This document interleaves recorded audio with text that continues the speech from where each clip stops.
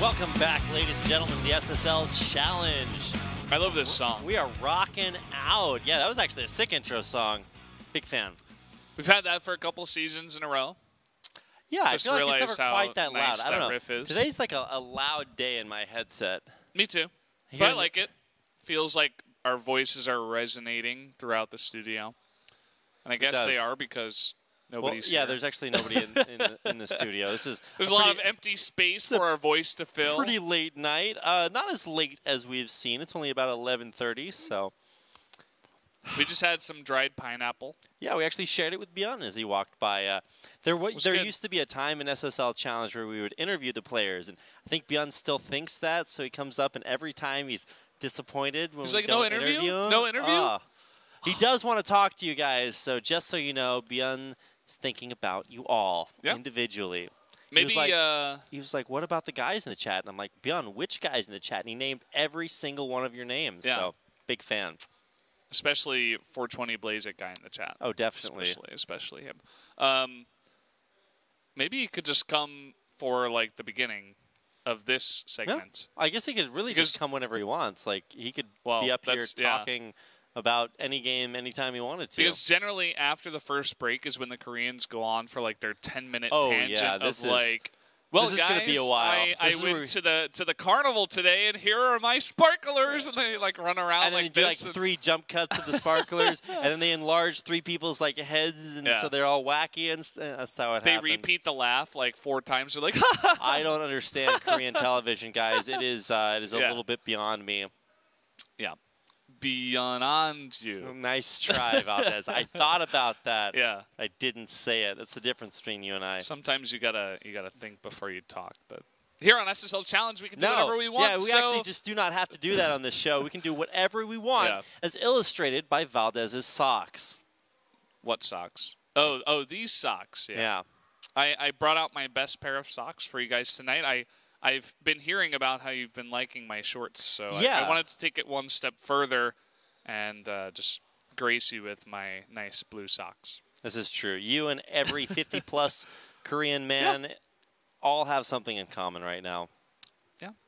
You just really got to commit to it. Well, also, I'm apparently German because maybe they wear it like this in Germany. Do they? Is that popular out there? Socks and sandals. This is where we encourage everybody to tweet at Rapid Casting Out Brendan Valdez and let us know what you think of our fashion choices here. This is truly one of the great blessings of SSL Challenge. I think you should be wearing shorts next time. Should I? Yeah. We were actually talking about that during the break. We got to show off your some plans in the works. Also, I'm like way farther out. Yeah, I just noticed that. I told you we were super far apart. So here's what I did, guys. Here's the committal of Brendan Valdez to our relationship. I was like, hey, Brendan, we're super far apart right now because we were even more spread apart. And so I scooted my chair inward. Brendan's just like, I was like, you got to commit to the relationship, Valdez. Yeah. My relationship with chat is showing them my hairy legs. So I wanted to make sure everybody I'm not showing off my hairy legs. I mean, I have corduroy pants on, so these are kind of fuzzy. It's pretty nice. Yeah.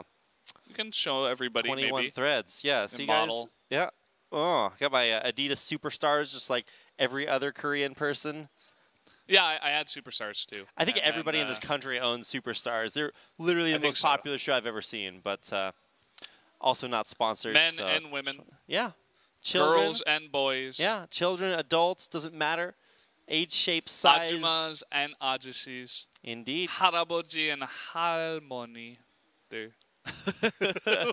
They're all wearing Superstars. Everybody. Although some of the older people are wearing. Basically everyone. So we do have a matchup of StarCraft coming up. Really? It is going to be JJAKJI versus someone else. soO. I only know it was JJAKJI because his manager is sitting right next to our camera. Yeah, that is true. His manager is a hashtag big fan. And I'm going to return to every game. My normal See, position. There we go. All right. Okay. We're true balance. Okay, well, almost. Kind of. Yeah. Almost. I feel. I think you need to move out a little bit more. Valdez. It's a push-pull relationship. No. I just pulled, and then I push back, and then you go that way. Yeah, but you return to the same equilibrium point. You're not... Yeah, but we're establishing a new one. Because I pulled out, and then I came back. This is not working, Valdez. That's not working for me. Okay. We're going to have to enter some mediation. We're going to have to get casters couples counseling. We got to go to Tasteless, obviously. Oh, yeah. We got to get him to mediate this. Well, I said I wanted to push my chair out a little bit more, but Valdez wouldn't do it. That's how it goes. Him and Artosis, I think they're planning on having their 4th child soon. Oh. Yeah. And maybe they'll let Artosis' wife, like, kind of, adopt it. Be part of it. Yeah, they're like, I guess. She just kind of takes care of it because all Tasteless can handle is 1 Fuzzums at a time. Yeah, I know. Is Tasteless ever going to get married for real? Well, I don't know. There's always a chance that Fuzzums is like, some princess in disguise. And for the 10,000th time he kisses her, she'll turn into Does the love Tasteless of his life. kiss Fuzzums? That's the real question. Oh, all the time, man. Okay. Well, then my question is answered. Question here is Byun won, but it was 3-2. Will SoO's series be a little bit more clean? The Magic 8-Ball, Valdez, is coming up with an absolutely no not in any way possible. So I feel like that's pretty drastic, Magic 8-Ball. You could never be a caster. That would be bias. Yeah, I'm going to have to shake that one a few more times here. For JJAKJI on his side, of course, lots of zeros in the wins column. He got kind of bippity-bop yesterday, so... Sad times. Might have a better day today. Of course, always positive attitude. This guy's one of the happiest guys we've ever met. Always smiley, says hi to us every time. soO and JJAKJI, a couple of the older pro gamers we have in Korea. They definitely have known each other for quite a while. I think they're going ahead and chatting back and forth. Unfortunately, I don't have an Observer PC, so I can't tell you guys about their banter as I usually do on Premiere. Suffice it to say, they're trash-talking each other to the nth degree. Hopefully. That's a pretty high one. Well, here we go. Our maps for this best-of-5 series: Ascension to Iron, Newkirk Precinct, Whirlwind, Frost, and Overgrowth. We're getting Whirlwind and Frost a bunch of times here. A couple of times tonight. To be fair, there are only 2 maps that we don't see each time we play, so... And they're Odyssey and Abyssal Reef. Yes. Those are the 2 we're not seeing in this one. Which are, oddly, 2 of our most popular maps in the map pool, so... Yeah. At least in Premiere. In Challenge, these guys are a little bit more wonky. I feel like Odyssey, Ascension to Ire, and Abyssal Reef are like our 3 go-to maps in best of 3s. So yeah, they're pretty popular in Premiere, but not so much in SSL Challenge, especially because we have 5 maps in our best of 5. So we are going to be seeing Newkirk Precinct, though. That's a little bit of a mix-up. No Abyssal Reef this time around. What's your prediction, Rapid? I would say probably a 3-0 soO. I think JJAKJI is kind of struggling on his mechanics a little bit lately. I mean, even we saw Byun lose medevacs without microing them, so it's like, okay, everybody slips up every now and then, but it's a little bit more consistent for JJAKJI, especially going up against a guy of like soO's caliber. Like, don't get it twisted. JJAKJI did have his day, SSL or a GSL champion. He's still one of the best Terran players on the face of the planet. So you really can't take that away from him, but it's against a caliber of the most consistent Zerg player really to ever live, aside from guys like Nest-T, whose era has kind of come and gone. So I just got to say soO is just looking so good lately, aside from not making it to the next round of GSL. He's still doing very well here in SSL Challenge. It was an incredibly hard group with a lot of ZVZ and GSL. He had to deal with Dark and Rogue, 2 of the best Zerg players in the world. It's very hard to get out of a group like that, especially in GSL format where you have a lot of best of 3s, and it is a ZVZ. I don't think we can really fault him for hopping out of that one in the round of 16. But here against JJAKJI, if he does have trouble, I think we all will be a little bit more surprised, even though JJAKJI has made improvements in recent times. We'll see how it goes. Both players just smiling with the biggest smiles. Look at that smile on soO's face. That's like 10 years of innovation smiles rolled into one.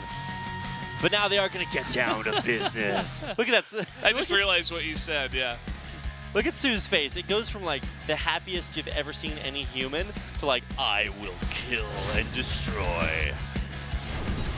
Maybe he just has resting birch face. Birches. I'm a big fan of birches. I enjoy them in all tree shapes and sizes. Yeah. Well, here's our purple Zerg player, soO. wearing our SSL Jin jersey. And this is our Terran player. It's JJAKJI from Revolution Gaming. JJAKJI. Yep, that is he. He is they there. Yeah. Did you guys know that when you put two J's together, it makes a different sound in Korean?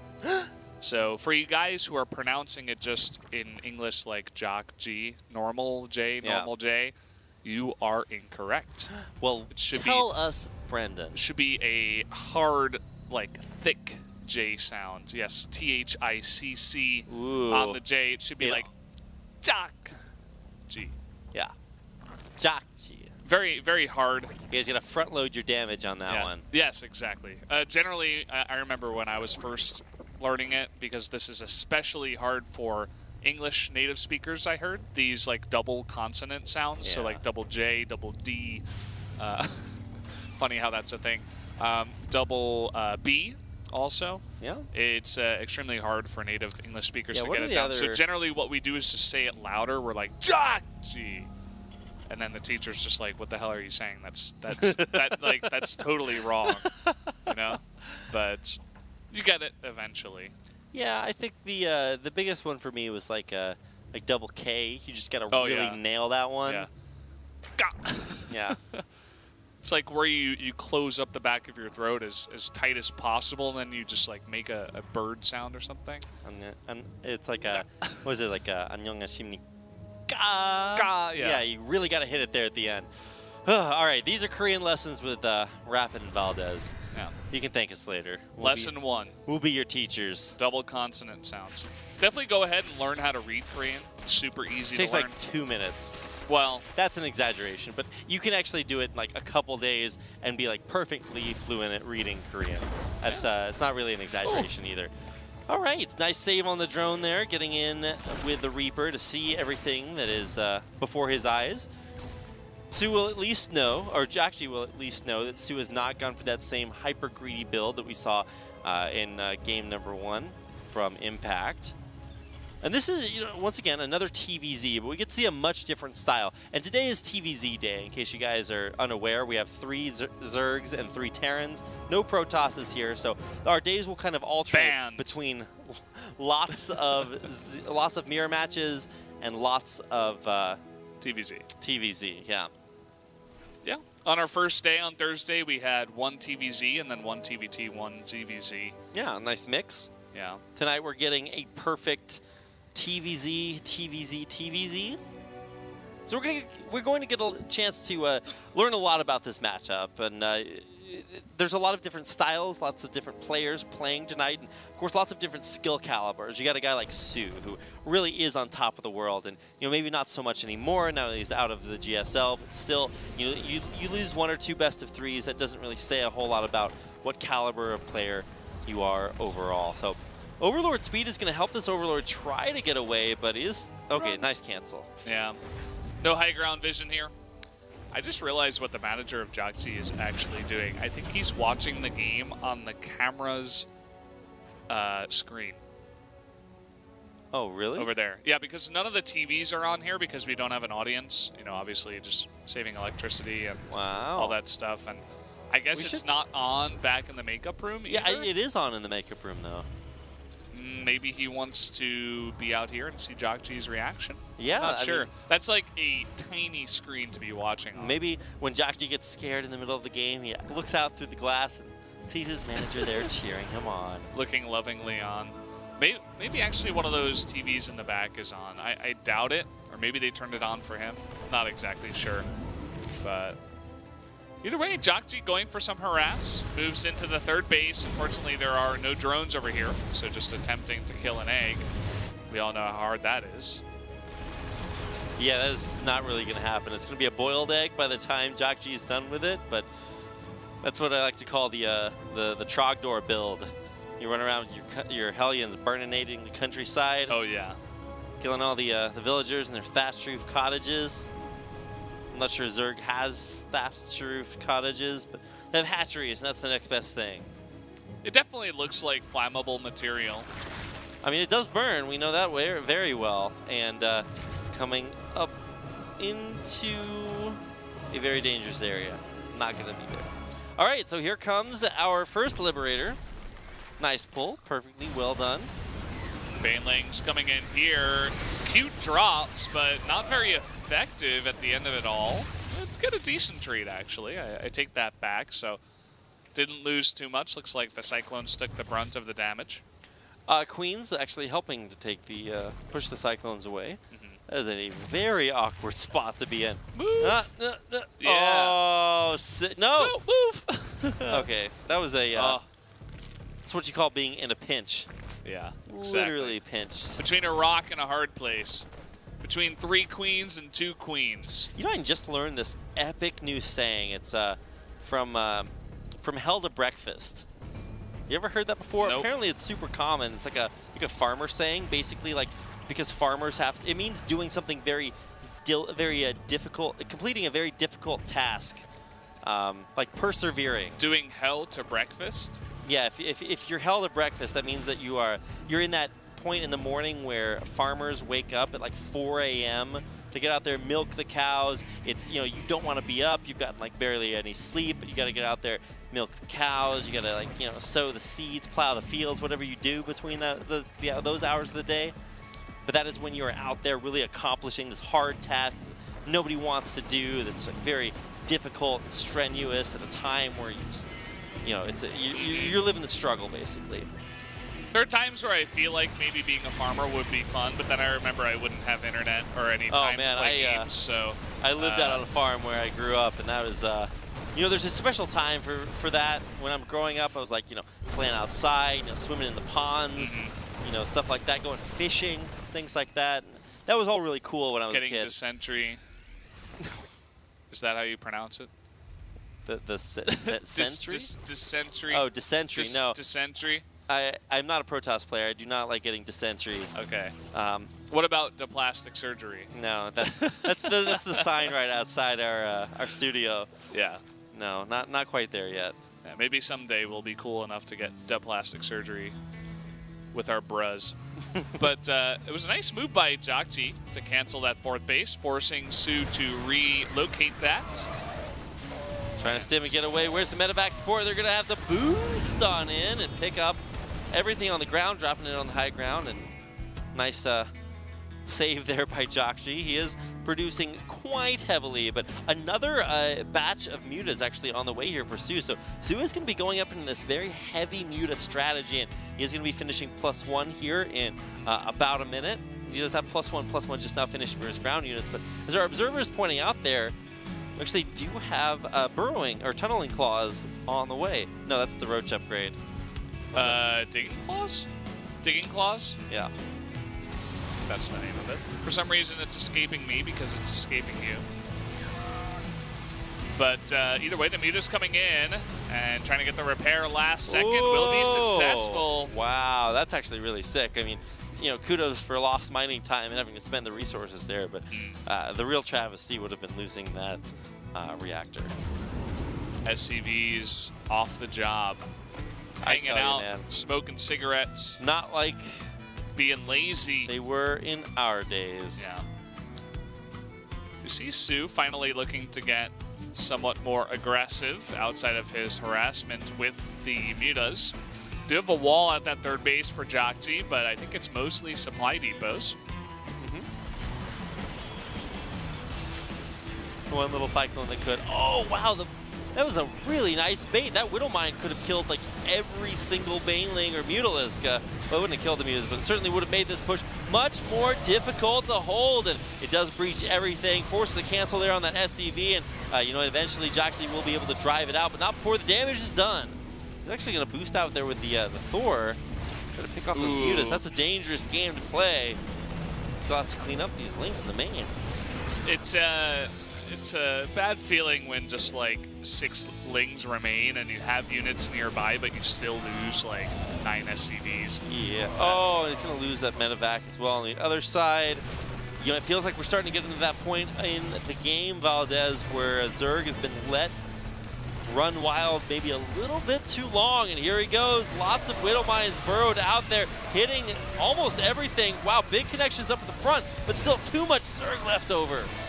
A lot of the banelings are running out, so we do see them on the left side, but at the end of the day, it looks like there will be enough lings and mutas to help out with a nice surge of banelings from the north, so will totally clean this up. It was a nice spread for JJAKJI, but I loved the addition of just way too many lings in the mix to deal with all those Widow Mines that were spread.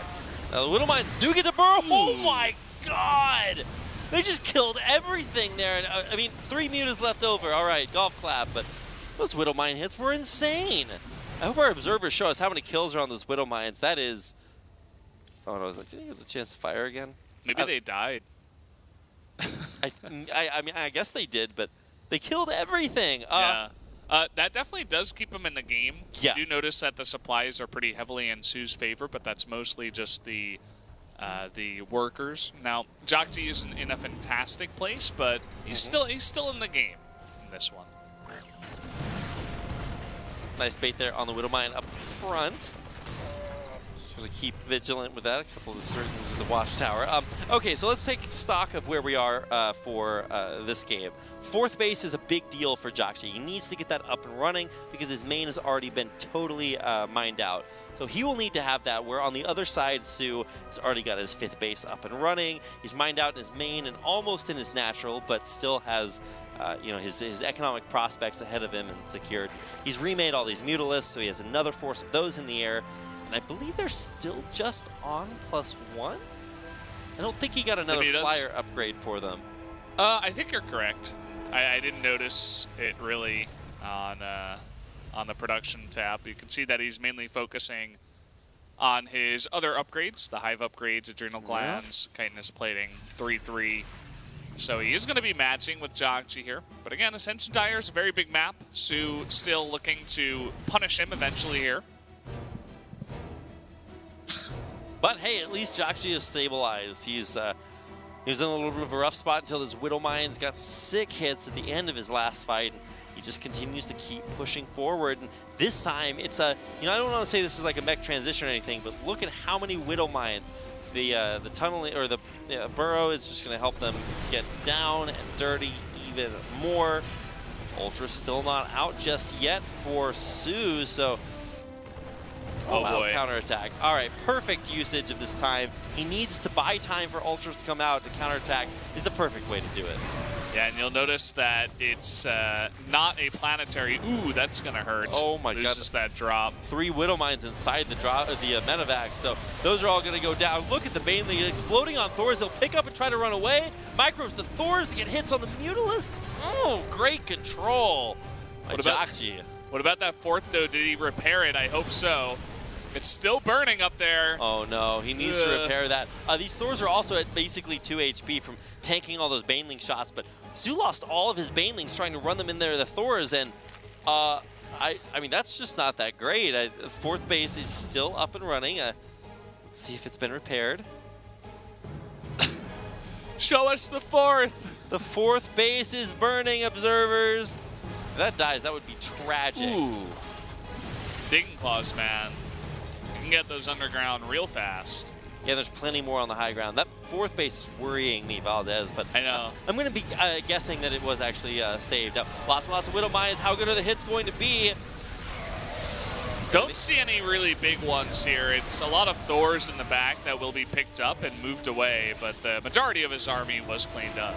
Yeah, he's going to try to drop these Thors on the high ground. He needs to drop them immediately, and he does get all 4 of them down, but those medevacs are very, very low. And, okay, yeah, here we get a chance to watch the majestic flight of the most optimistic base in this game.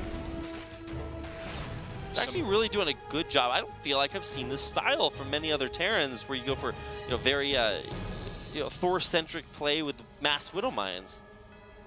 Yeah, he's trying to mix it up a little bit here. I would say at least not an SSL. Yeah, this is definitely meeting mixed success.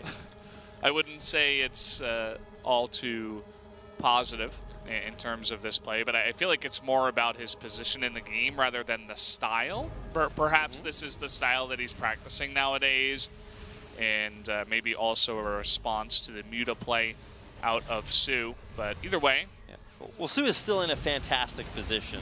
Let's not, you know, overlook that. He's got plenty of bases up. He's got very good upgrades, very good army composition. These Liberators coming up are going to eventually die to the Corruptors, and the Thors are starting to melt there on the ground. Triple Ultras killing off one of those ones up north, and even though several will be evacuated, soO is just going to run this position over. Maxed out Zerg to 100 supply Terran, and that will be the end of game number 1. It took a bit longer than we expected. That was Ascension Ire, one of our bigger maps, but JJAKJI with the cool style wasn't able to pay off there in game number 1. Yeah, so soO does win in the end, and I think that's kind of what we all expected. I didn't expect to see that exact style from JJAKJI, but I think it was nice to see something that was a little bit of a hybrid, not totally bio, not totally mech, and great control by JJAKJI, saving his Thors all the time. It's very kind of micro-intensive. He did have a little bit of a flub there towards the end where he lost a medevac full of 3 Widow Mines that all could have done pretty nice damage, but in the end, I think soO definitely the better player, and much more capable overall. Yeah, I mean, you think about things that you can pull off with that kind of composition. One of them is certainly Widowmine drops, but he didn't seem to have the APM to mix that in with the rest of his play. He was just trying to fight straight up against soO, who was on equal tech, equal upgrades, and 80 drones, and he never even tried to get a shot at attacking that economy, and you can see that the Zerg train just never stopped rolling, and let's see if he can roll it on into game number 2. This is where we're heading. Fly better flying. Into our second game, our purple Zerg, as always. He is still soO. And the blue Terran, down in the bottom right, this is JJAKJI, who is in a red jersey and a red chair, but somehow gets the blue colors. Well, I don't make the rules. At least he is on the correct side of the map for his overlay, so we can all be thankful That's about the real important thing here, Rapid. Got to make sure that the right side players on the right side of the map, the left side players on the left side of the map. How crazy would it get if it was like 2v2s? We'd have to make sure that everybody was in the right position. Didn't they used to have 2v2s in Pro League? Yeah. Way back when. I actually casted one with Wolf when I first started casting. It was like an exhibition pre-regular season match. They had a couple of 1v1s and a 2v2. That was my first cast with Wolf. Wow. For StarCraft. I casted with him in WCG too. Oh yeah, well that was 2012. Way back in the day. Yeah. 2012. That's where I met him. What even happened that year? The legend. The start of a beautiful relationship. Still a better love story than Twilight. Well, I don't know. I think Tastosis' story trumps ours, unfortunately. No. Their chemistry has been on new heights recently. Oh yeah, I mean, you know what happens when they're separated for a while? They're just so happy to see each other when they cast. So it's like next level casting. Yeah, lots of things could be said about that. But one and possibly a third one to that build. It's of course mixing in the early expansion. Been seeing good things out of soO lately, especially last Thursday on our first day of the Stage 2. He was looking pretty good, looking for vengeance against Rogue. He got it there, 3-0, and is now actually looking to claim first place in SSL Challenge Stage 2 with a win here tonight. The big matchup for the first place decider is going to be soO versus Beyond. Absolutely. Going to be a pretty sick matchup when that actually does happen. Of course, we do have other guys like Rogue that are still in the running, but he did lose to soO on his first day. Bunny, also that dark horse of the group that's been looking better and better, but also, excuse me, had a bit of a weak day against Impact, I'd say, on Thursday. Well, to be fair, Thursday is a weekday, so I don't think you can fault him for that. There you go. It's a weekday, but also it's a weekday. You know what I'm saying? I do. I like Friday and Saturday a lot better. Do you know what I am saying? Yeah. You know what I mean? Nah, I mean. Yeah. I do. Uh-oh. Oh, wow. 6 around there.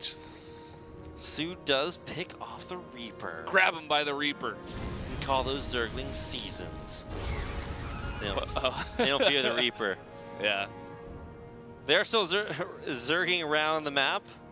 I guess that's an appropriate verbiage. Will they escape the Hellions? Wow, actually, just barely. Okay. They got some legs on them. If he doesn't raise those depots, those 2 Zerglings could actually make it all the way to the main, but I'm guessing they either got cleared out or... They're on the map. They're going home. Oh, wow. Okay. Well, I mean, he does have Overlord speed completing, so he'll get in and see that it at least most likely is going to be Cloaked Banshee. It's a, could always be that Raven fake, but the scout will reveal the Cloaked Banshees, and we should see Spore Crawlers. Yeah, there it is. Just now started. Extra Queen. Couple of Spore Crawlers. He has that lair on the way just in case. We'll be wanting to tech up here soon. Anyway, I did get that lair pretty fast here in this game. Already is almost complete, even as he takes his 3rd base. See if he goes for mutas again. It's always kind of surprising, at least for me, to see the muta style out of soO. I always associate that maybe a little bit more with Byo, but yes, soO has definitely pulled it out. He did it a couple of times in his games versus it was Dark in GSL, so style he's comfortable with, but it definitely does take a special player to do it. You don't see every top Zerg pulling it out. Nice control here by JJAKJI. I wouldn't give it a 10 out of 10, but I'd say it's like an 8 out of 10 so far. When you're going up against a Queen and a Spore with these Banshees that are cloaked, it definitely is something hard to pull off. These Hellions are just desperate for some drones, but they've only been able to barbecue a couple so far. I look at this Banshee getting in there. It's kind of not sacrificing itself totally, saying, okay, I'll take some hits, looking for even more kills.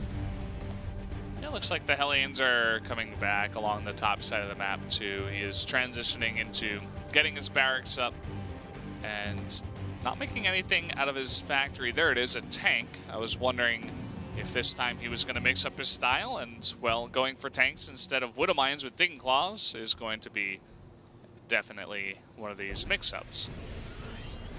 It is indeed, and okay, wow, we're actually pulling back to repair the Banshee. You rarely see that, but that's that kind of Artosis-esque hashtag value that you can look for with Terran play. So I'm glad to see JJAKJI keeping in mind his pilot.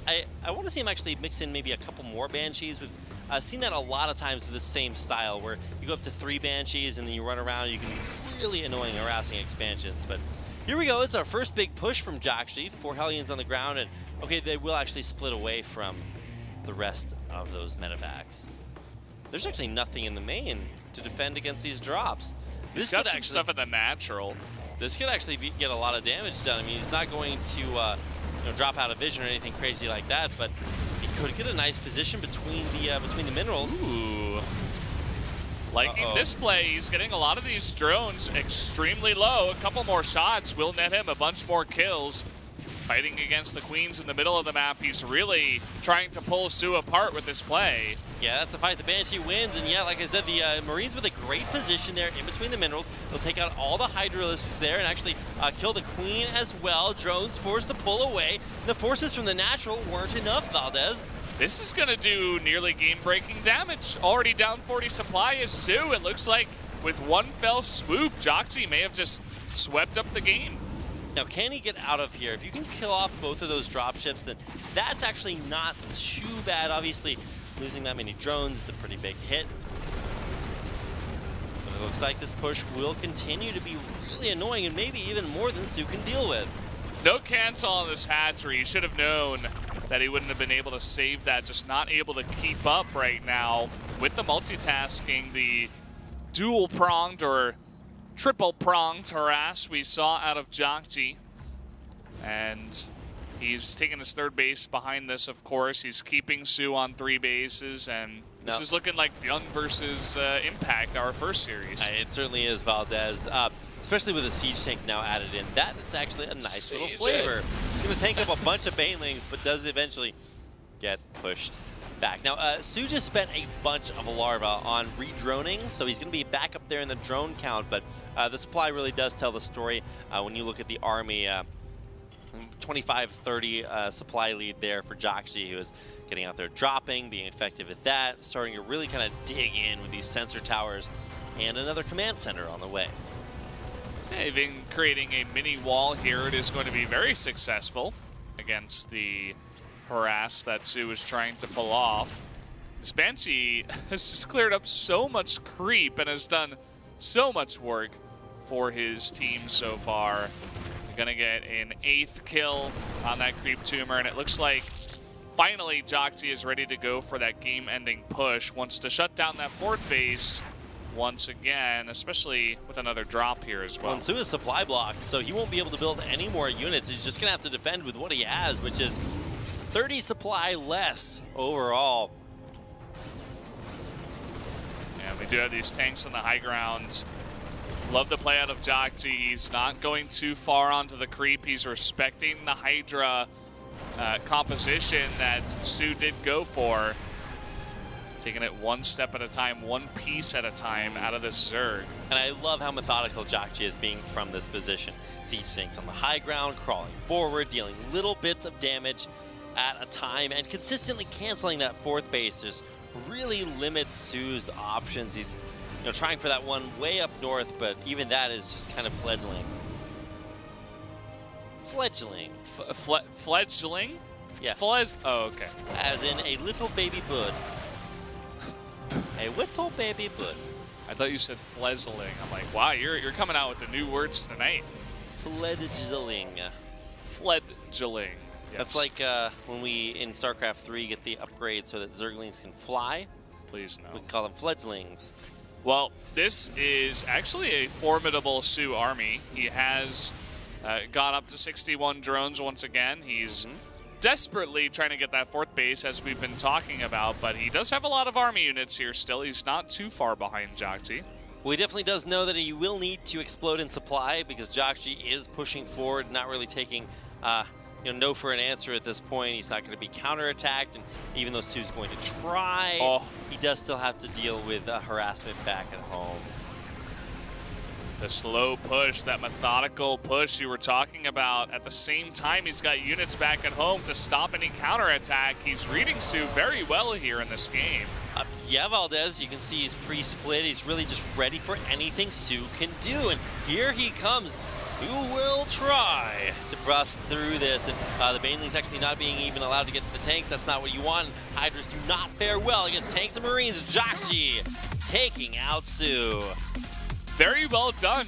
He earned that win. He forced soO to make mistakes. He took out one of the best Zerg players we have, and this is kind of the play that we've been seeing more from JJAKJI, especially here in SSL Challenge Season 2. He actually is becoming a better player every time we see him. And also, the cutest thing in the world is watching his manager have the reactions to every play that happens. Every time something good happens for JJAKJI, he's like got his hands together. He's like, yeah, come on, JJAKJI, you can do this. And he's doing it. It's all tied up. Yeah, if you could get a spirit bomb from just one human being, I think JJAKJI would basically win everything. It's always nice to have somebody cheering for you in your court. So yeah, in your corner. That's where they cheer for. In your court? Yeah. It's like the ball is in your court, and if the ball's your friend, then it can cheer in your court. In your court, and also be in your corner, perhaps. The corner of the court. It's like the best part of... That is true. The best corner is the court's corner, maybe. I don't know. I don't really know where we're going with this one. I don't think that's how it works, Valdez. We are going to be jumping into a couple of very big maps. That's where we're going. Whirlwind and Frost, so should be some more laid-back macro games. JJAKJI looked very well prepared. I love the... preparation that he's come in with the 4 Hellion drive-by into the 3rd right as it comes up. He's trying to catch the transfer while also dropping into the main. And so far, in Game 1, he didn't really find the damage, but in Game 2, he certainly did. He really did, Valdez. And right now, that's going to even up the series. This is actually looking oddly like our first series of the night between Gun and Impact. You have a player that's very storied, very favored, and it's just a little bit closer than you would otherwise imagine.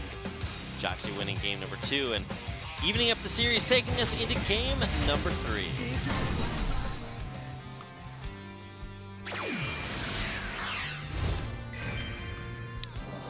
In the purple trunks, soO. Those trunks are blue. He's crossing his legs again. Yeah, you know what that means. His opponent in the blue, the Terran player, it's JJAKJI. Might have to pause the game. If he starts crossing his legs a little bit too much, he's gotta get out of there. Maybe rushes and then uses the 5-minute bathroom break in between games. I've seen players do that before if they need a little bit of a break. No gas, but a very early pool, Valdez. Yeah. So, we'll see if soO wants to get crazy here on Whirlwind. We've definitely seen players try to go for little moves, you know, like getting these 4 lanes out very early, trying to cancel, or not cancel, but delay a CC first or a build like that. Can be hard if you don't get the necessary scouting, but it's an interesting one to bring into here. I feel like one of these games, soO is going to have to take a page from Impact's book, and especially on large maps like this, punish your Terran opponent for not either scouting you or not being aggressive enough by going like triple hatch gas before a pool. Like that just worked so well for Impact in a previous series. I'm surprised actually more players don't pull it out, but of course it is very greedy, very easy to punish, and it only works against players that don't consistently scout for the early order of your buildings. Yeah, JJAKJI coming in here. See if he does do that meticulous scouting. Has the Reaper moving across the map. He is actually going to send that SCV up to the 3rd and scout that 3rd. Maybe he can... Ooh, finds the... That was anticlimactic. I was at a loss for words. The Reaper's got his blinders on. He is just really focused on the goal. Okay, the Reaper comes back, but the Marine does survive. Wow, great control there by JJAKJI. Gets his own natural up here. I agree, Rapid. That was great control. Fantastic control. There we go. All right, that's all I'm looking for about this. I got you. Coming in here with the Reaper. Bit of a delayed harassment with this guy. Does go down, though. Forces a Spore, but not the trade he was looking for. That's really nice. Killing off this early Reaper not only just means that you're not going to lose a cheeky drone here or there, but big for scouting information. For instance, you know, behind this, if soO wanted to go for another expansion, say get really crazy really early, now would be the time. Or, of course, throwing down the next round of tech, morphing a Spire, or morphing a Lair, if he was so inclined. But I think he's still only on 1 gas. Yeah, so soO is not going for any of this early tech just yet. You always add the just yet on the end. Yeah. In case he actually just throws it down right when you say it. It's a nice qualifier. It's a sneaky one, you know. I mean, he's only spending minerals right now, Valdez. He's got Overlords and the surrounds. Whoa! Korean casters! We did a pretty good job there as North American casters, but that was sick. Why did they randomly put them on camera? Guys. What? Okay. No! Hi guys, I don't know what's going on, but that is the way the pro gamer crumbles. We were asking earlier in our first series of the game, does it blend? I guess soO's computer blends because he just left the game. He was blending it up, man. I don't know if that's the frustration, GG, or if you just really got to get out of there. I mean, like I said, he was kind of crossing his legs earlier on. He just wants to take the break and bring it back later. And there you go. Whoa. He tried. He was too slow. Yeah, but I think the only way that happens is if your computer crashes or your StarCraft crashes. So I don't think he was just like, oh, he snuck by 2 Hellions, I'm rage quitting. Like, I mean, we've never seen that happen. So somewhere you look at his player camera, his eyes roll back in his head as he's white. Bran, the three-eyed ravens, warging into his body. Spoiler. That's a spoiler from like a year ago. Literally years have passed since that episode. If I spoiled anyone with that, then you are just not on the ball, my friend. I'm just saying it for like the 2 guys in chat that haven't watched Game of Thrones. I know they're out there. I'm looking out for you guys. Yeah, all right. Well, thanks, Valdez. No, I don't care about you 2 guys in the chat that have never watched one of the greatest TV shows of all time. Anyway. Did I ruin the joke? You did. Yeah, the time has passed. Is that the end? Should we talk about something else? No, but I'm glad you were really concerned about those 2 guys in the chat. They are now your biggest fans. Yeah. I know they're out there. They're not small fans. They're hashtag big fans, yeah. Oh, boy. Yeah. We got some hashtag big fans in here. They unfortunately do not overpower the blinding lights that are pointed at our face right now, just so that you guys can see us. The technology that powers the broadcast here unfortunately leaves us with hands. So, soO disconnected. Yeah, so we're getting the final updates about what exactly happened.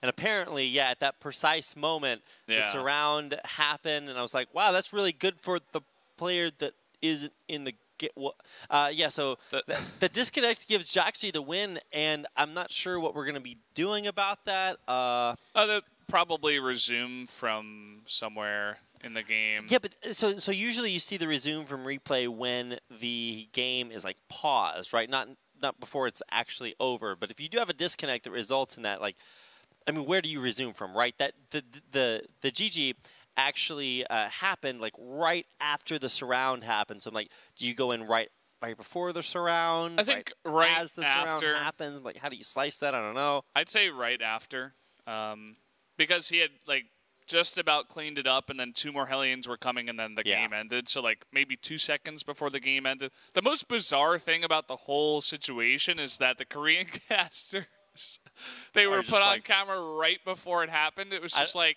that threw us off, and then soO disconnected, and we're just like, whoa, what's going on here? This confused. Is not normal. This is casted way too many normal StarCraft games for me to be comfortable with that. But I guess we're all okay because it was just a disconnect. So what we did is we went back into the replay, and we found a restore point that I believe is going to be right after the Zergling surround happened in the mineral lines. We were all getting excited. We were all yelling, and now we get to do it over again. Hopefully this time with no disconnects and both of our players staying in the game. So that's what we like to see. Yeah. So we'll get into that as soon as possible. Every once in a while, because it is SSL Challenge. We have some challenges. We have a lot of, well, we do have some challenges, right? Like, putting the sandals on without socks. I know that's a big challenge. That is the true challenge of the day. But I also like to sometimes open the Twitch chat and see what everybody's thinking. Usually only in SSL Challenge. You are a brave I don't like to be Valdez. Yeah, I know. It's a scary world out there in the Twitch chat, but usually in other casts I like to be focused, in this one it's more laid back. So I'm like, let me take a look at what the community's talking about. So I've been hearing that you guys are liking my socks with the sandals. Big fan. I'm liking them too. A little bit itchy, I'd say.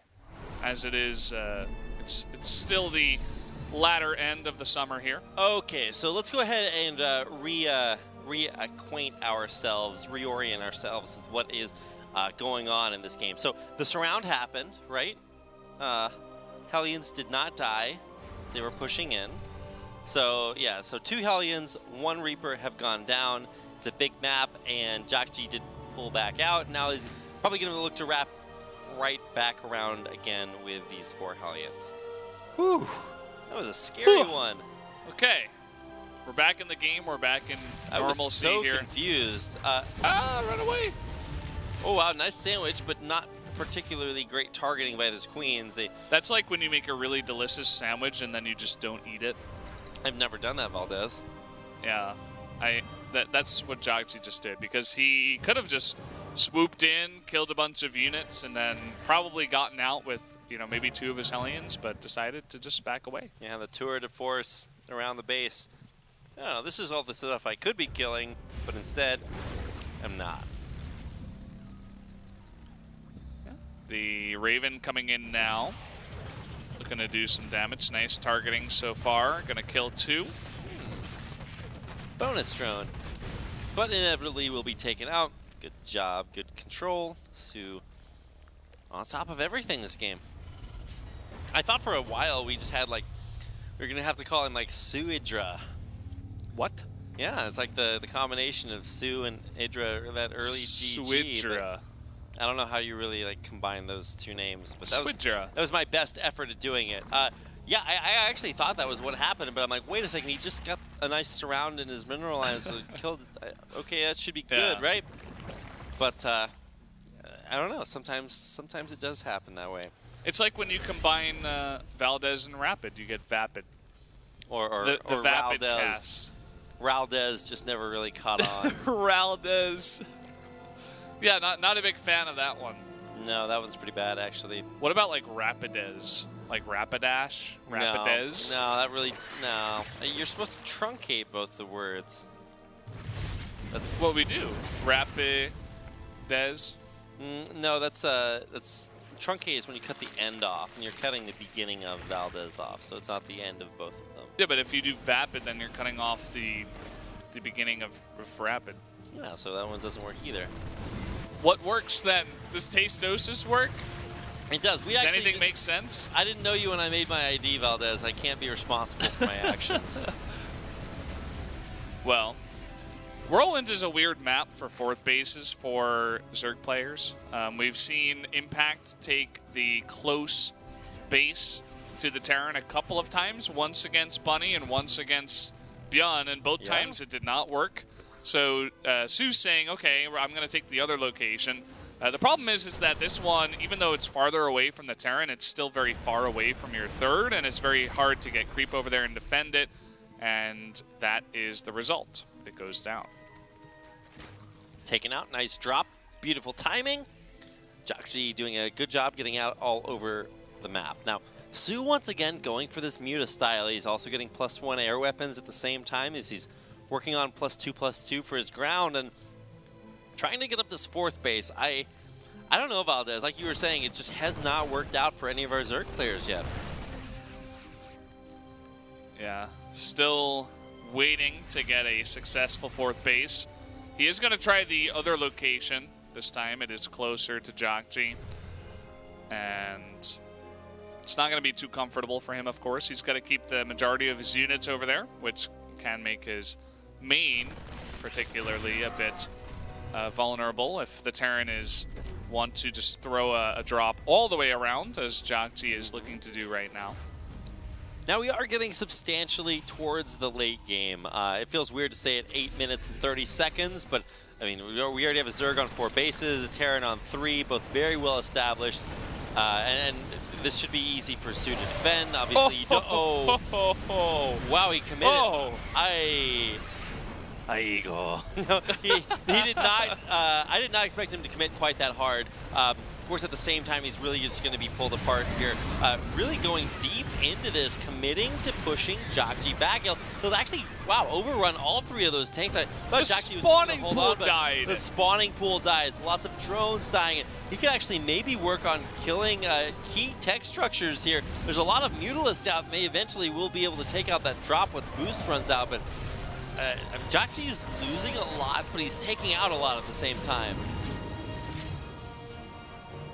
We got a Thor in the mix now. I don't see any other tanks, though, so I think he's lacking on AoE to deal with the ground units, which is kind of worrying. Definitely had a decently nice push. Picked off the spawning pool, did a bit of damage, had some pretty ridiculous tank shots against the Banelings as they were coming in, but where's your AoE now? Looks like he's going to transition into Widow Mines.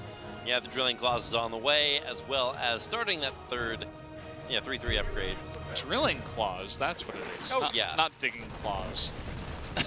I don't know why we forgot that today. What were we calling them? Burrowing Claws earlier? You were calling them Tunneling Claws. I was calling them Digging Claws. Yeah, I feel like those are more Roach upgrades, but eventually in the future of StarCraft, everything will be able to dig into the ground and just run around. We'll be playing half of our maps above ground, half below. 3D StarCraft. I actually want to see an underground StarCraft map. I feel like we go into space, we go into like other planets, but here we go, rolling in. soO actually on top a lot, but great spreads, great splits, but soO eventually runs over everything. Snipe those Banes and he'll be good, my Terran son, but at the end of the day, even though his sniping of the Banes wasn't that fantastic, he still got the better end of that trade, I'd say. There weren't too many Widow Mines in the mix, and he kept a lot of his core units alive, a lot of those heavily upgraded Marines. A bunch of mutas just now hatching, so if this is going to be soO's secret to holding on, if he can run forward and then have this, the mutas swoop around from behind, maybe pick off the Widow Mines, maybe pick off the medevacs or the units retreating, that's going to be pretty good. But right now, soO has to use his mutas to fight heads up, and that's almost never. Oh, no!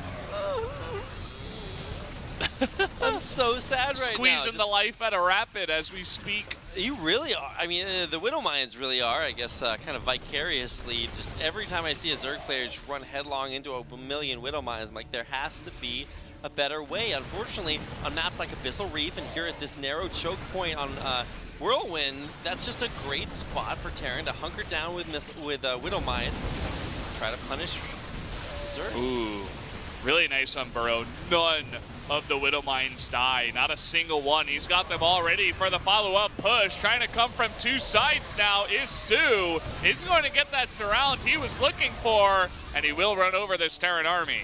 Yeah, you do have to keep an eye on the supply, though.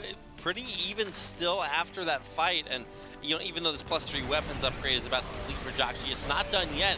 Yeah, it does have about 15 seconds left, and the Muta is actually coming out and dealing a lot of damage. Needs some magic box around that Thor. He's not doing it. This Muta is actually critically low.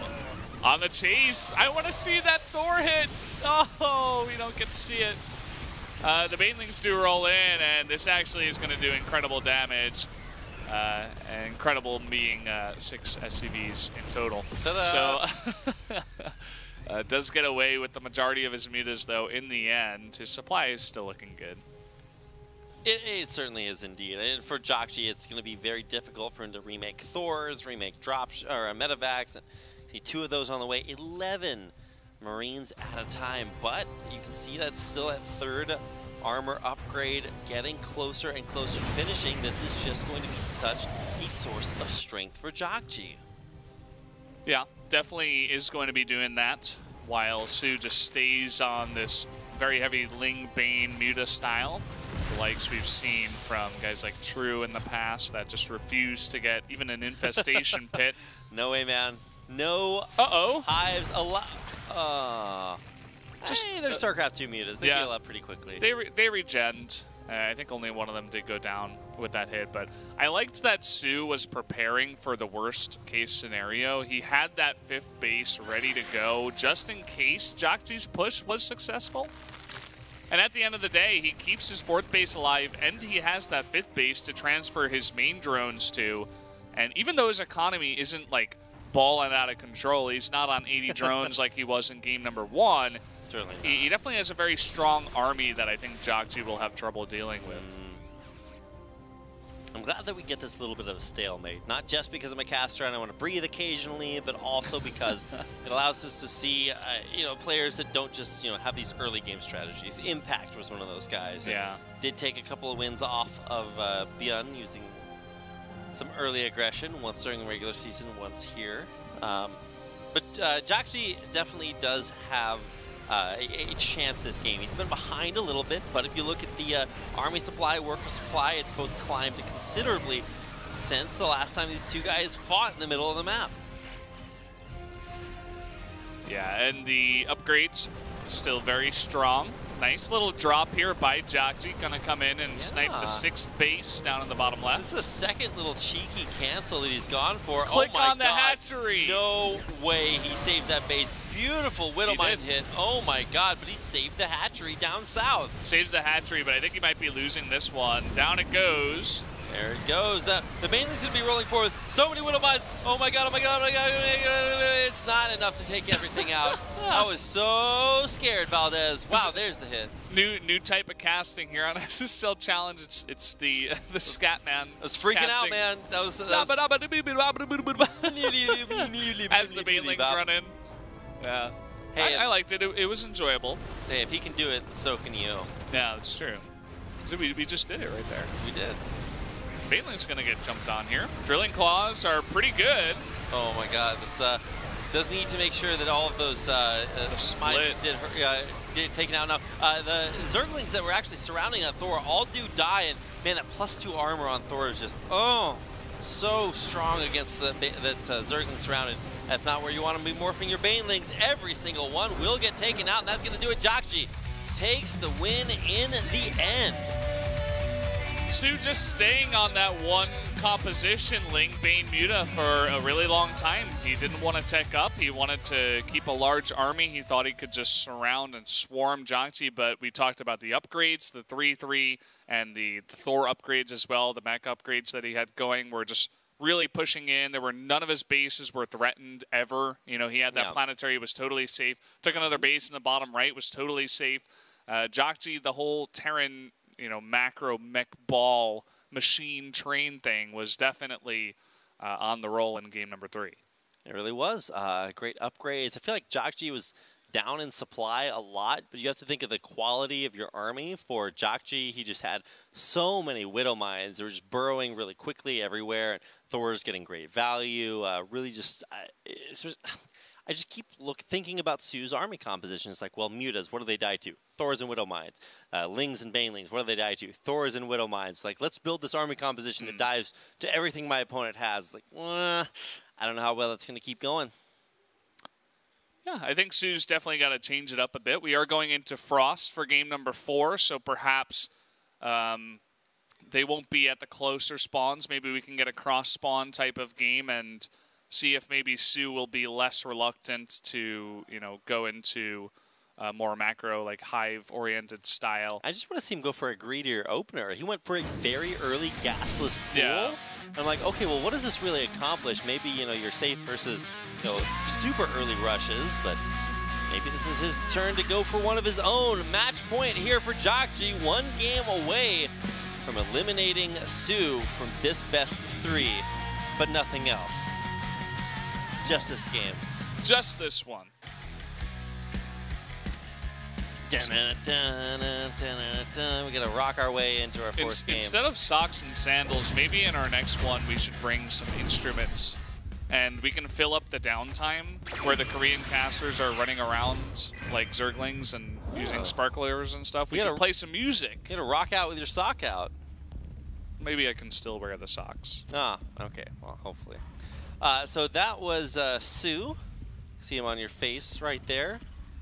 You can see a screen on your face. No, I think I got that backwards.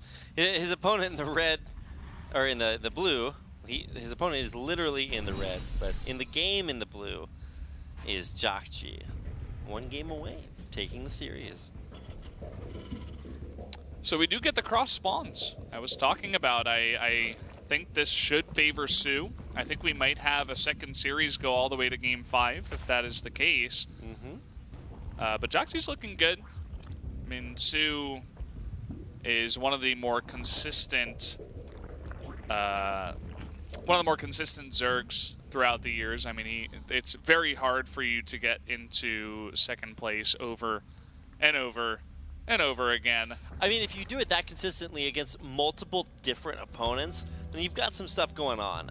Unfortunately, I feel like a lot of those almost victories were pretty dated at this point. So you really do have to consider, well, not just, hey, this player has a strong pedigree, but what shape are they in right now? And I feel like for soO, he's in a great shape. He's just so remarkably solid, so consistent. For JJAKJI, he has been very inconsistent lately, and I think we should definitely consider him at, not necessarily the first tier of Terrans that Korea has to offer, but certainly a player that could climb up there with strong showings in tournaments like this. Struggling to do better and better every time we see him, and So if he does go down to JJAKJI, that definitely opens up that first place spot to, I guess it makes it easier for Beyond because soO was one of his main competitors, at least in week number 1 of the second stage. Yeah. Obviously, we can't predict it right from the get-go. You know, we can't know exactly who's going to take it, but definitely widens the gap between Beyond and the rest. Well, also with Ro getting 0-3'd by soO earlier, he won't be at the top of the standings for possibly a little while. Let's see how our final series tonight goes, but oh no, the poor SCV making its fortune in the very scary world. But yeah, as far as standings go, no, I totally agree. Even with a 3-2 victory, Beyond should be in a decent spot. Do you have Widowmines to start off this time, which is pretty funny. We've been seeing lots of Hellion play out of JJAKJI, but maybe he's read into soO's play and thinks perhaps he won't do well against the Widowmines, or just perhaps he wants to mix up his builds. You know, with the Medivacs, you can get those Widowmines across the map extremely fast. But it just looks like it's going to be that 6 Marine, 1 Widowmine drop, so it's not going to be some kind of crazy Widowmine play. Look at that, 2 Marines, 2 SCVs, 2 Zerglings. It's hashtag value. We got the stream with the dankest trades for the Zerg. It's true, eventually the coolest dudes in the booths and casting. They are pretty cool dudes. Not us, the Korean casters. Oh yeah, we're not in the booths either. Eventually we'll get caster booths, but we don't have the technology for that yet. Yeah. That would be kind of cool. Actually, me, Wolf, and Moonglade did do a bit of booth casting here in the Nexon Arena, up in the corners. Casting. Oh yeah, I keep forgetting we have booths up there because usually they're either turned or they have curtains over them. Yeah, they're secret booths. They've like kind of shut them off. Well, now they're not secret booths, Valdez. Yeah, now everybody knows about them. Gosh. Oh my god, that was such a sick Widowmine hit. The CC was not canceled, it died. There's no defense over here. The Lings are going to kill everything. I think that's just game number 4, guys. Structure's lost, 1 command center. The Observer's freaking out. So is JJAKJI and his manager. That's pretty unfortunate. Oh my. Valdez, that is quite a few losses to sustain early on. Yeah, you could go ahead and look at the worker supply right now, 46 to 25. He just wasn't paying attention back at home. He lost the CC, he lost his entire economy at the natural, and it's very unfortunate. You know, we were hyping up this guy JJAKJI. We're giving him a shot to take out soO. I thought soO would take this game, but I didn't think that would be the manner in which he did it.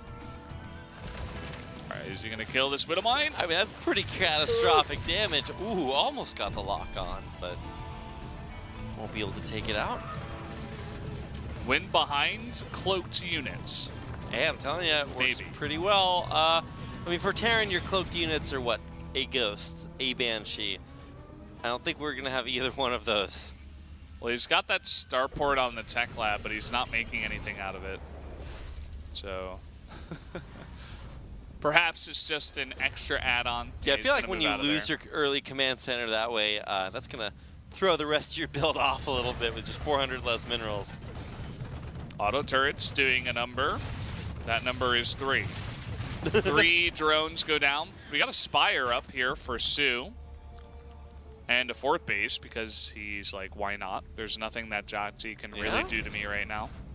No, I totally agree, Valdez. If you take out your opponent's early command center like that, you just really put them in such a major deficit. Now, you don't want to overestimate this, but because they're cross spawns, this should be an easier base to erect and then defend.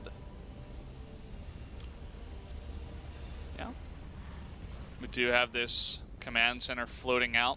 3 Marines. They believe in the religion of the orbital command, especially now that it took off into the sky. Definitely is more convincing when your god can fly. I suppose so. Reminds me of that giant head episode of Rick and Morty where all of a sudden these heads show up in the sky and people just decide that for some reason that means they should worship them. I'm like, well, I mean, what do you think as a Terran Marine? You're conscripted into this army as somebody who's, you know, had some struggles in life, and you look up and you just see a thing. Like, huh. Well, your thoughts are either like, will it fall on me? No, it's not following on me. How is it up there? I don't know. And then, like, should I worship it? Well, I mean, hey. That's your third thought. It's like, obviously. Should I worship it?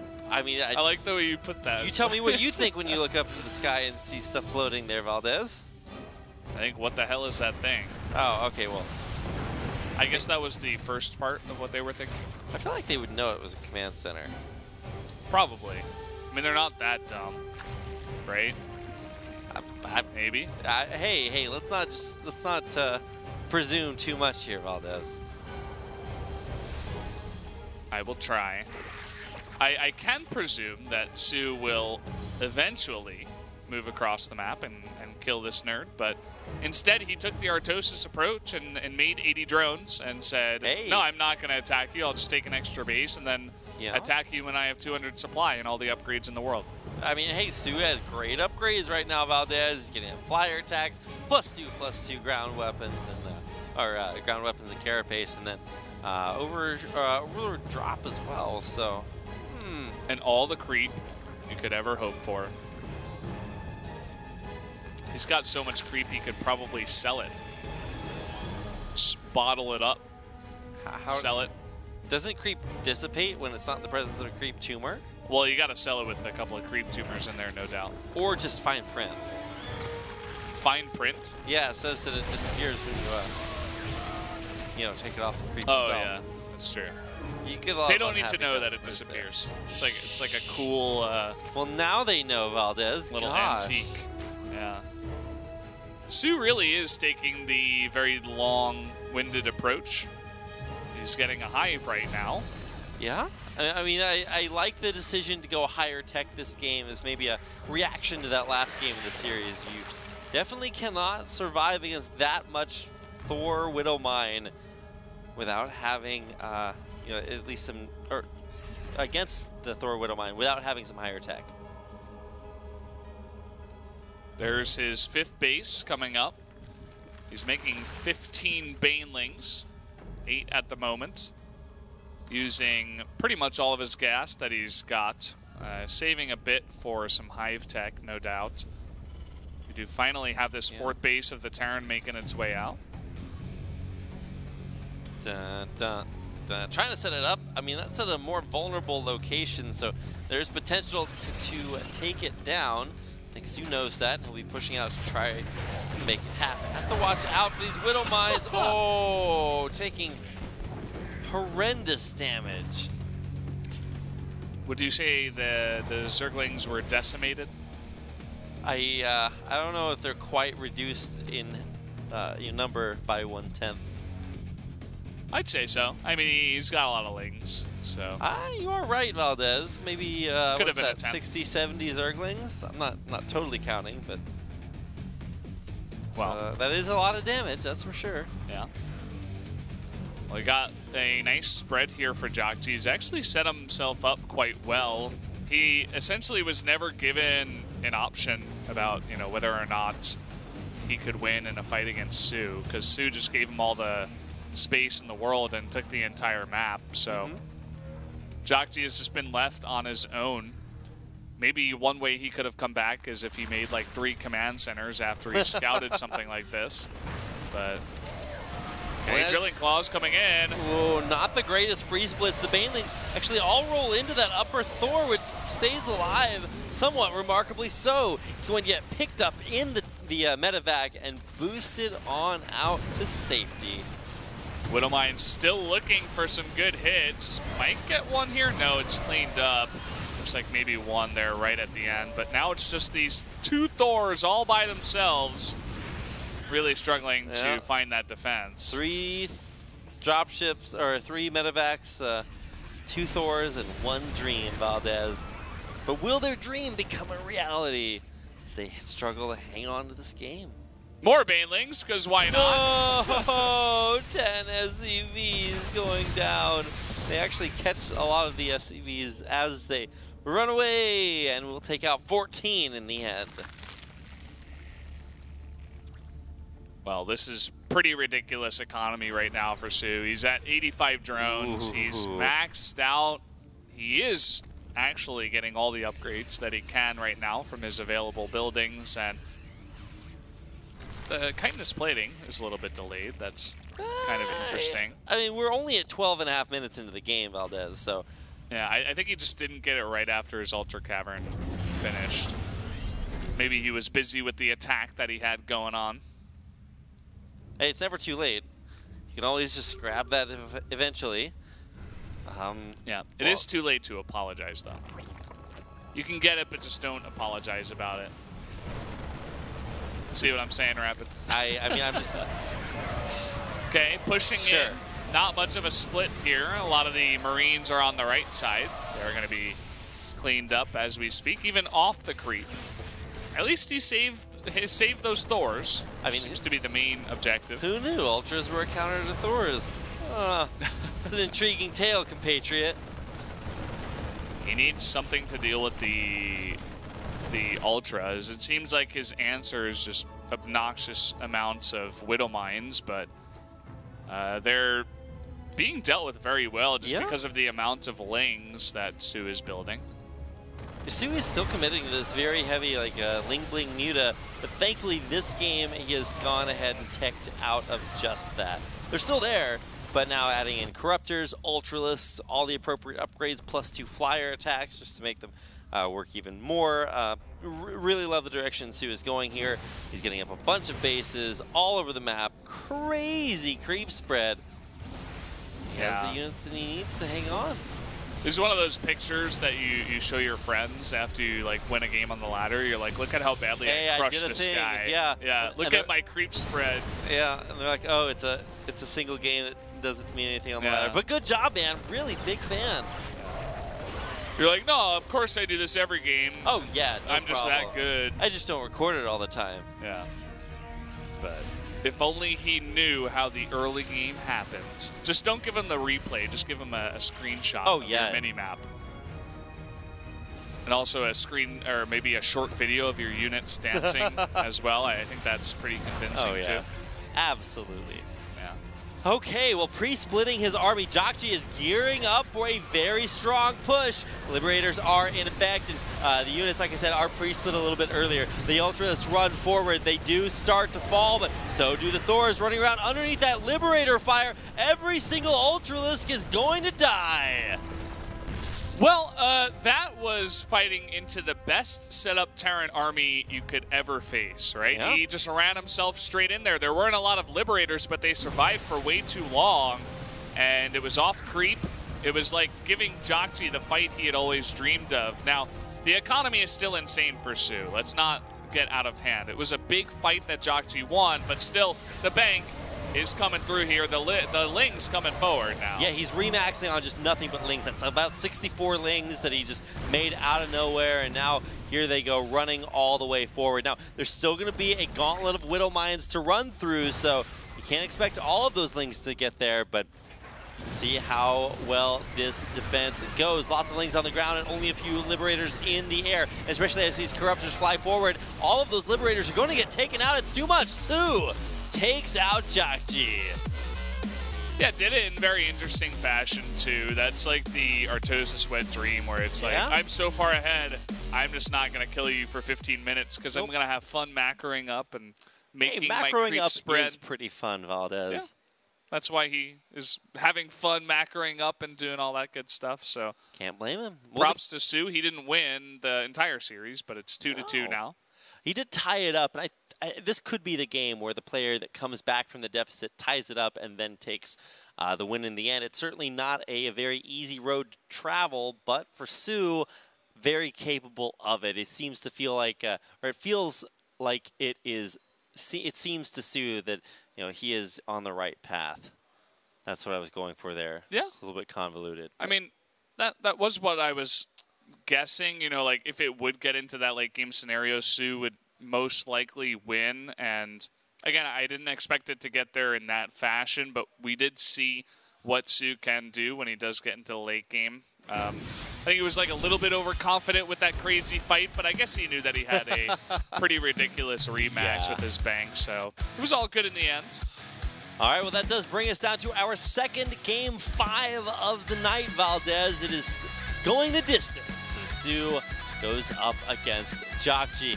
It is our final map of this best-of-5 series. One of our players will take the victory in this game. I feel fairly confident about that. Yeah, I agree with you. One player will win. And one player will lose. The cycle of life and death continues. This is soO, our Zerg player. And this is JJAKJI, our Terran player. Yep, one will live, one will die. Of course, metaphorically speaking, as we get into our final game. All right, so let's talk about what's going on here. We've got 3 drones. Okay, I can read that off the map, but the big part is to recognize, hey, is there going to be a very greedy opener for our Zerg player? It's already going for the gas, and now Pool. Ooh, this is very early, but it is 16-16, so not the 13-12 we were talking about earlier. Yeah, just playing it safe again. soO always liked to do this way back in the day, even when we were watching him play in Pro League. He was one of the Zerg players that wasn't scared to go for pool openings and delay his hatcheries. He would oftentimes go into pool first and then hatchery right after, and then a third hatchery pretty fast. He was one of the guys, if I recall correctly, that would do that quite often.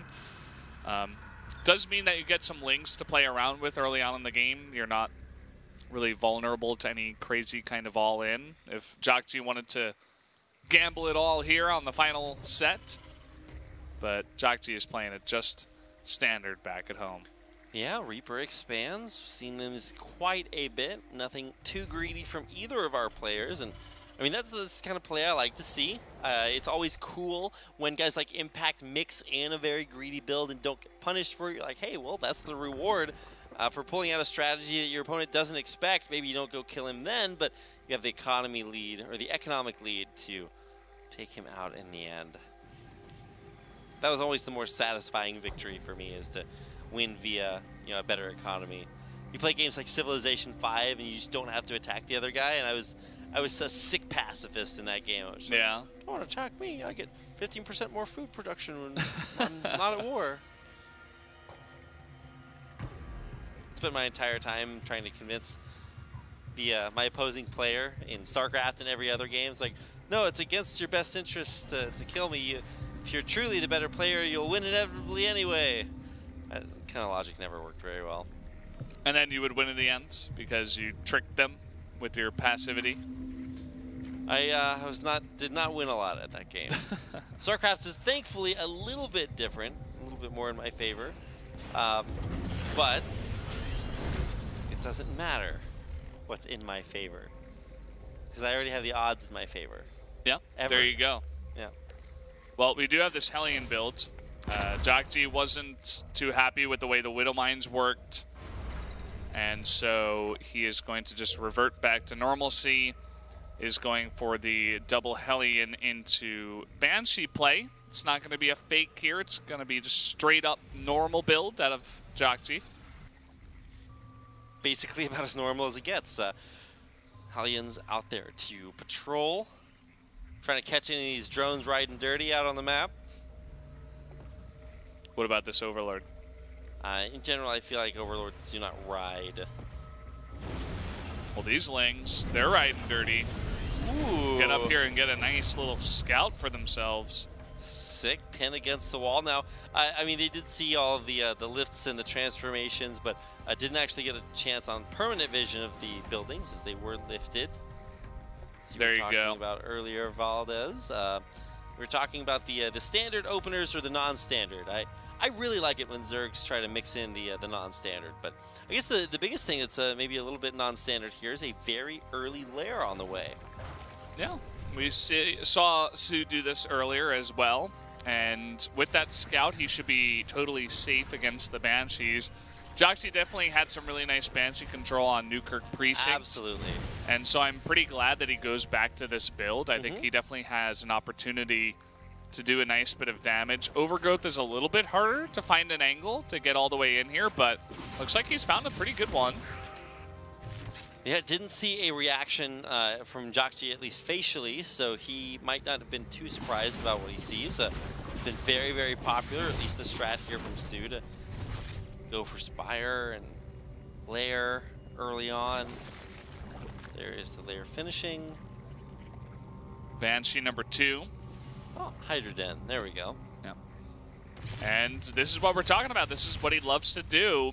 Come in with the Hellions after moving the Zerg's army into the main and natural, but...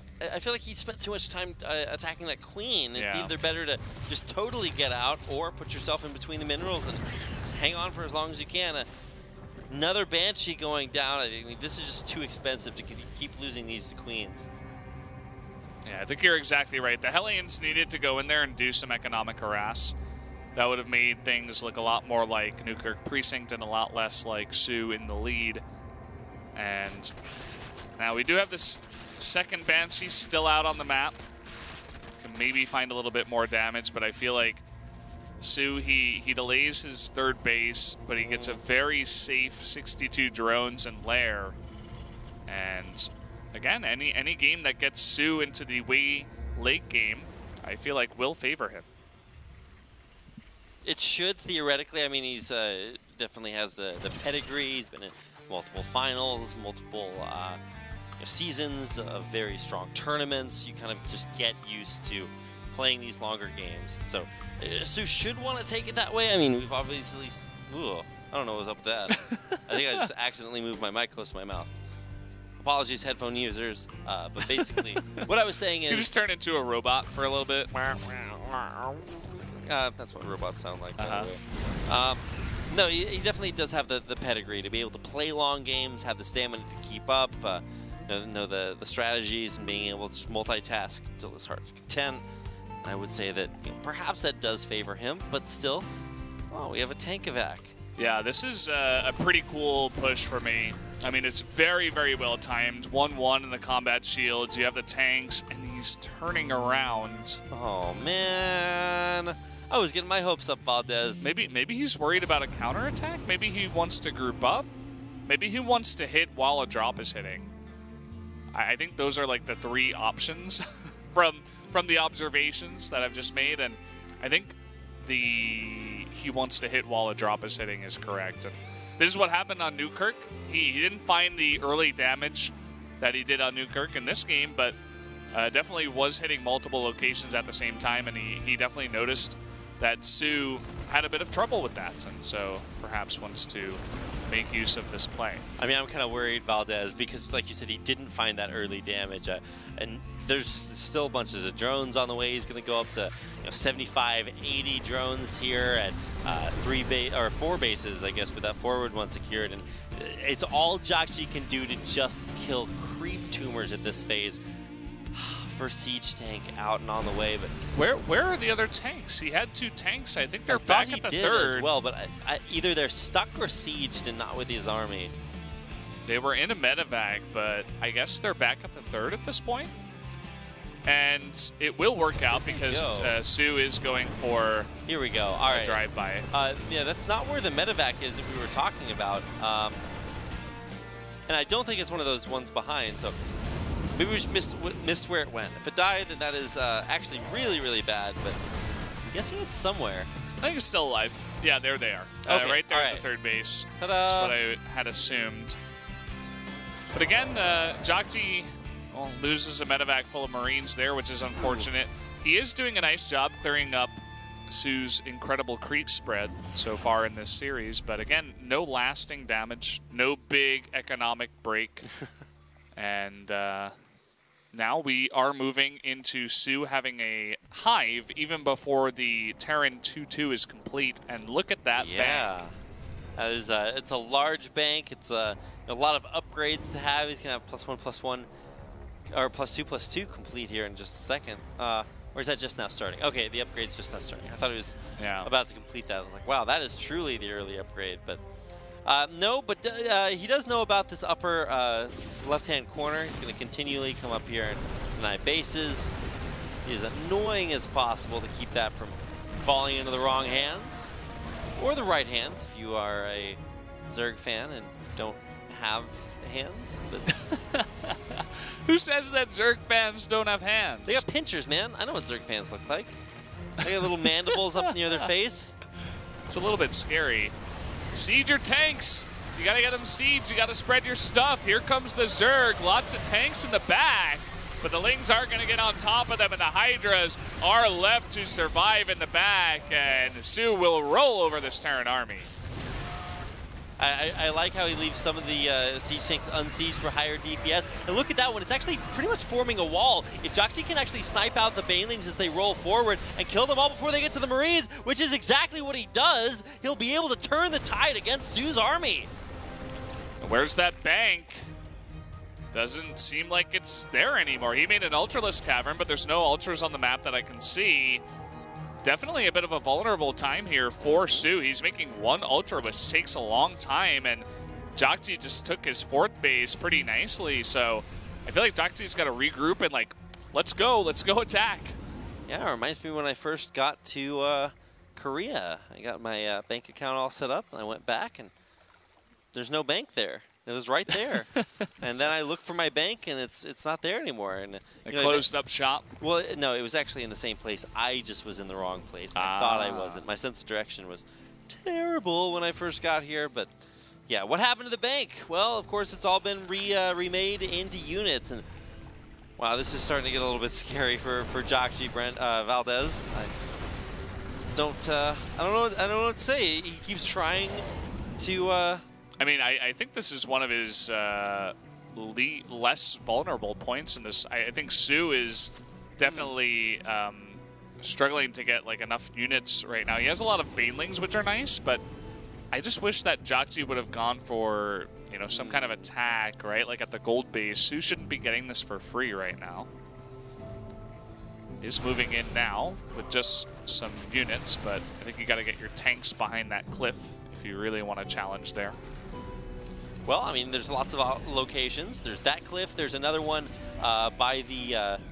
which cliff were you talking about? It was the one behind the gold base. Yeah. Okay, yeah. There's one by the gold base. There's one by that upper left-hand expansion if you want to go there as well. And here, exactly like you said, Valdez, perfect positioning. Right by the cliff. He's got a couple of Liberators siege to prevent the wraparound, and he's even dropping here on the high ground as well. Ooh, has to watch out for those Hydras. Getting him in siege tank range, but he's already setting up for a potential flank. We'll see if he comes around the army or if he just goes straight into this 3rd. He was looking for a 4th down there in the bottom right, but it's actually in the other location. There are 3 bunkers over here, but that's not enough to stop an Ultra. No, indeed it is not, especially with Baneling support. Those Banelings were not the most successful, but there's many fronts that we have to pay attention to right now. The Liberators and the Widowmines are sieged behind this little excursionary force, and that's going to trigger soO to go in, but how far can he really commit here? JJAKJI's in an insanely good entrenched position. Targeting down that hatchery, should be able to... No, he just picks up. He's going to drop down, no doubt, but again, JJAKJI has lost control of his 3rd base right now, but soO losing control of one of his own as that hatchery does go down. Is this commensurate damage? So I just don't really think so, Valdez. It's 15 SCVs dying. It's like, oh, okay, well, now the Terran's at 60 workers, which is probably exactly where he wants to be at this point in the game. I mean, obviously he wishes he had like 50 more army supply, but for the time being, I'm not sure he needs quite that many. I think this is an okay backup for JJAKJI. I think after you take out the gold and the 5th, you're like, okay, let's regroup, take back my base, make another wall. Pull back, like solidify everything. Yeah. Now he's going for a gold of his own. You can see there maybe somewhat optimistically. What are those Ultras doing way down there? They're getting cheeky. They are indeed. I feel like nothing could get cheekier than an Ultra, which literally has giant tusks growing from its cheeks. So there you go. Almost killed like every SCV. Oh man, the SCV's running back in. That could have been a really nice cleave, but Eventually, these Ultras are going to get taken out before hardly any damage is really done. They didn't commit to the SCVs. They didn't commit to the command center. What's going on here, Valdez? Command center could never land. Zergling. I love the burrowed Zergling. It's so annoying to deal with. Baneling's rolling in. No micro, no control from JJAKJI. He actually loses everything on the ground. The Hydra's coming up, and they actually will be able to take out most of these Liberators in the air. But are there enough tanks on the ground? One does survive, and every single Hydra gets taken out, save 4. Yeah, so a bit of a hasty setup there from JJAKJI when soO is very well prepared. So soO going to take the better of that fight. JJAKJI finally clears up this Ling and will take that that gold base. Did soO never have a Spire? I guess he didn't. No, he went for Hydra Den instead, so now just getting the Spire. Probably going to be morphing it into a greater Spire almost immediately, I would think so. Because at this point, soO is kind of in the danger zone of letting JJAKJI hang on for long enough that he does inevitably have a big enough Stim 3-3 army with medevac support that just mows down everything. He's got a decent backbone of Liberators too. It's nothing out of control, just 3. Yep. But as you were saying, like, he's letting JJAKJI take this gold-based location. And that's really nice. He was hurting for minerals, and getting that big influx of minerals will mean that his supply is going to shoot up. Well, especially because he can spam out 10 Marines at a time, like you can see there on the production tab. It's just insanely valuable. Marines and Zerglings, both units that get very heavy upgrades. But I don't know. I feel like the Marines get the better trade every time. It's a very heavy Hydra force as well from soO. It makes his supply go way, way up, but Hydras alone are not going to be great against Marine Marauder tank as well. You can see JJAKJI trying to bait him into the Widow Mines. Did that Marine just get abducted? Are you serious? Sick Marine abduct there. All right, man. That guy got wrecked. Yeah, no, that guy just specifically, that's that day you walk outside your house and you trip and fall down into a pool of spiders. Yeah. Just the universe specifically is like, screw you in particular. No one else, just you. The universe put that pool of spiders there, man. Why is it there? Why, what is this? You just can't deal with it. Yeah. Sometimes you're just going to have a bad day. That was like a Marine. That was savage, man. That was a cool chess maneuver we just saw, like soO threatening the 4th base location on the left. Either way, we'll hold that thought. We're coming on in. The Ultras in the front. Everything being abducted. That was important. Sick abducts there, yanking every single Liberator out of the air. But they will all fall, but there's too much behind them. Yeah, that core of Marines and Marauders will stay alive. Got a couple of healthy Ultras in the front, and it's off creep though. Difficult to make it all the way far forward and up the ramp. I also feel like soO is very safe when he's playing against JJAKJI. He wants to make sure 100% that he wins this one, so he wants to regroup first before he goes in for a fight. Nice kill on that forward siege tank as well by soO as he gets forward. But I mean, look at the gold base. It's just really kicking into super high mega gear for JJAKJI. He can produce everything until his heart's content, although he is not.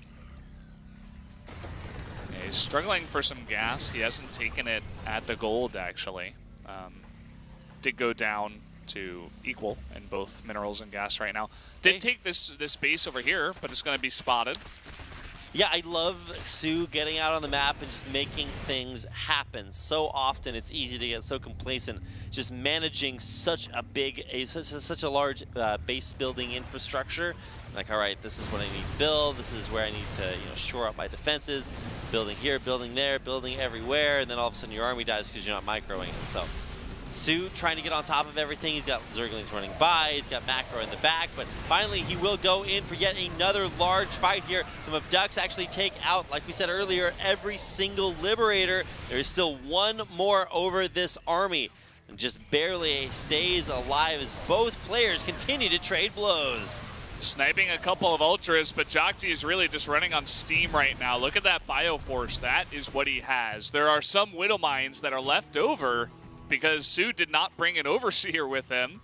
I think he realized that as they do get ready to shoot once again. I guess he actually didn't realize, as the Widow Mines are getting some pretty nice hits here. Wow, I mean, this is a great way back into the game. The army supply may not tell it, but you run your entire army into Widow Mines and anything can happen. JJAKJI needs this base. I love it. He's actually moved the base farther away to mine suboptimally from it just because of that burrowed Zergling. That's commitment. All right, here come the Widow Mines. Not all that great a hit. The Ultralisk continues to persevere in the front. He actually will pull it back and maybe try to get it back to transfuse. And yeah, there come those transfuses, keeping the Ultra healthy and alive. JJAKJI is somehow still in this game. I don't understand. I mean, this is like his unbelievable. Control's too good. He's just microing for days. soO is, you know, he's doing a nice job of denying this space. Didn't really go for an attack at the planetary over towards the right. I mean, it's almost mined out at this point, right? So it's like, well, you can commit just to take out another part of the Terran infrastructure, but something tells me there are maybe better places to hit. Yeah. We're getting to a point in this game where, again, this is overgrowth, so there's not that many bases. That base down at the bottom right for JJAKJI is his last base, whereas soO, his last bases are right here and up in the top left. Finally, JJAKJI does secure this location, but again, soO is maxed out. He's almost 100 supply ahead. He's got a nice bank, and he will have a larger standing army when these bases do eventually mine out. Nice. Job completed. We might actually mine this entire map out, Valdez. Yeah, exactly. This is crazy. 21 minutes in, and yeah, base is being traded back and forth and away. soO, though, with a massive bank. Oh, nice abduct there. So economically, soO is kind of saving his grain stores for the long winter ahead, if you will. We'll see if JJAKJI can run forward and abduct them out. Funnily enough, soO wasn't upgrading his +3 attack on a bunch of on melee and ranged here. This attack with the adrenal glands lings is going to kill that bunker. Oh my god, the cracklings are just so insanely strong. And okay, that's probably not the path that those overseers are trying to take, but there's nothing that can stand up toe-to-toe to an Ultralisk. Yeah. All right, that's going to do it. Wow. The final nail in the coffin. Finally, soO was able to take out JJAKJI in that extremely long series. What a way to do it, too. Just almost winning the game off of pure economy. Just JJAKJI had nothing left. All right, that's soO's style, I guess, against a guy like JJAKJI. Style? Yeah, he's like, I'm not going to try to end this game. If you want to go to 30 minutes, I'll go to 30 minutes with you. Especially on Overgrowth, it's like the game could not really have gone on that much longer because the bases were mined out, and it is a sad sight to see like JJAKJI's manager with his head in his hands and like slowly walking away. Hi Rogue, bye Rogue. But boys, I tell you. Yeah. We're going to head into a break. It'll be a 10-minute break, and so when we come back, our final series of the night in the SSL Classic.